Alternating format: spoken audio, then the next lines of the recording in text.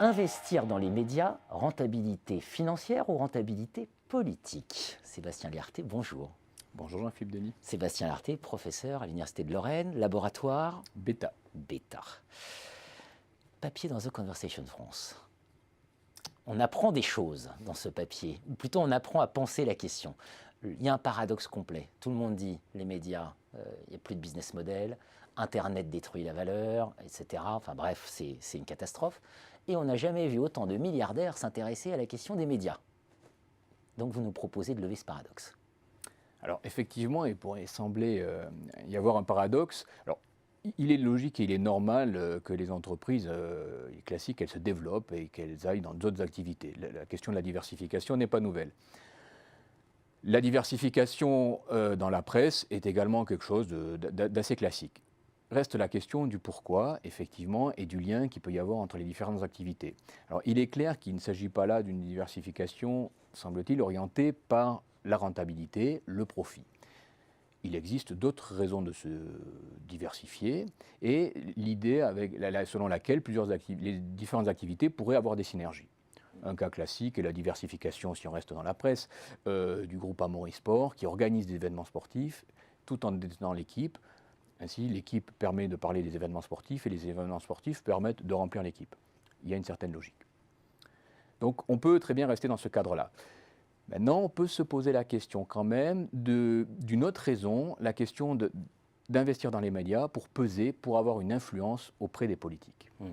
C'est ça votre thèse du papier. C'est pour ça qu'on investit dans les médias. Évidemment, il y a un écho aujourd'hui très fort avec Daniel Kretinsky qui rachète les parts, ou en tout cas une partie des parts de Mathieu Pigasse dans Le Monde. Ça rappelle que Mathieu Pigasse et Xavier Niel étaient actionnaires de Media One aussi, voilà, une compagnie destinée à peser dans les médias. Si on parle de Mathieu Pigasse, on parle de l'Obs, on parle de Radio Nova, enfin une concentration extrêmement forte.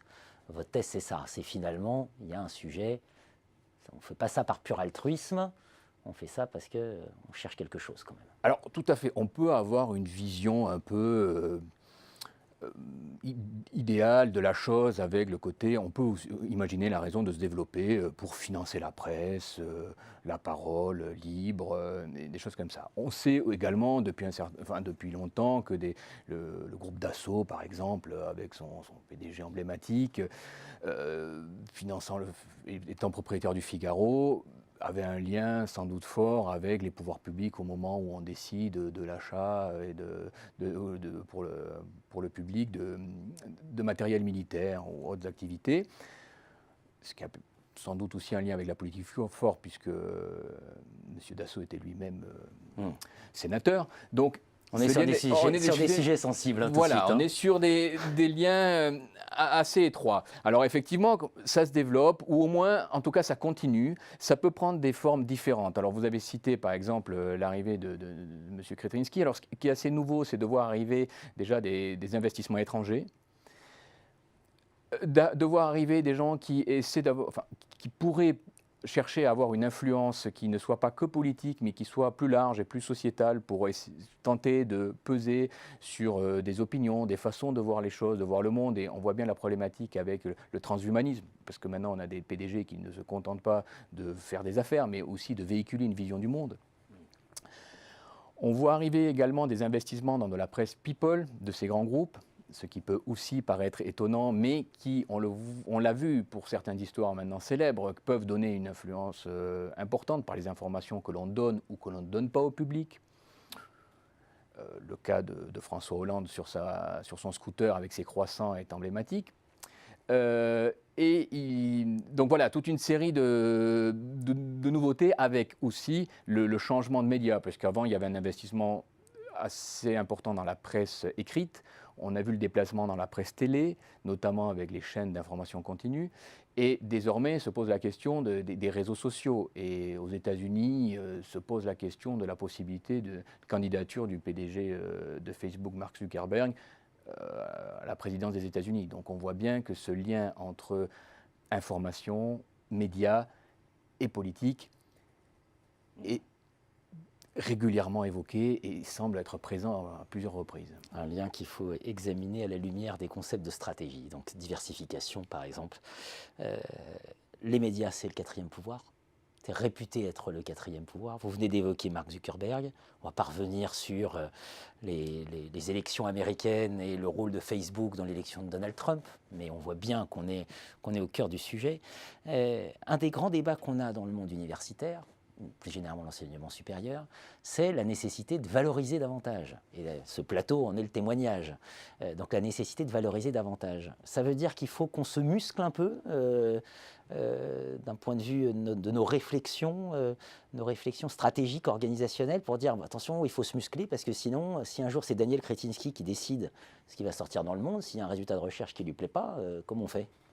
Alors oui, en tout cas, il faut avoir à l'esprit que ça peut arriver, donc il faut réfléchir à ça, et donc plusieurs pistes, mais comment on fait la question de l'indépendance, alors ça peut paraître un mot valise qu'on peut lâcher comme ça, mais il faut y faire très attention. Les journalistes, et je ne dis pas que les journalistes sont complètement à la botte des industriels, mais certaines tensions peuvent exister. On a vu la gestion de la crise par M. Bolloré de AC8. Bon, ça a été tendu, donc il faut faire attention à ça. Je pense que le public doit aussi être conscient de ça, puisqu'il y a un grand malaise dans la presse, c'est quand même la gratuité. Tout devenant gratuit, les gens veulent une information totalement libre, mais totalement gratuite. Et ça, c'est difficile à obtenir. Donc j'invite les gens à payer et à chercher à payer pour l'information, parce que l'information coûte cher. Ce qui donc me ramène au fait que il faut, et ce n'est pas une mauvaise chose en soi, que des entreprises, des groupes financent, mais il faut chercher aussi la diversité. Quand Bernard Arnault a racheté La Tribune et Les Échos, il aurait pu chercher à garder les deux titres, ou en céder un, il en a fait disparaître un surtout. Donc, à réduire cette diversité. Donc ça aussi, il faut y faire attention. Donc c'est multiplier les supports, mais les supports indépendants, avec un business model et des sources de financement assurées, sont déjà des premiers gages de pérennité, d'indépendance et de sérieux pour l'avenir. Les médias ont une rentabilité d'abord politique et donc un outil à manier avec précaution, si je devais résumer. Tout à fait. En tout cas, à regarder attentivement. À regarder attentivement et à garder toujours à la lecture de tout texte, avoir en tête de qui finance et qu'est-ce qu'on essaie de me véhiculer à travers ça. Certainement pas de démocratie sans presse libre. Merci Sébastien Lerté. Merci.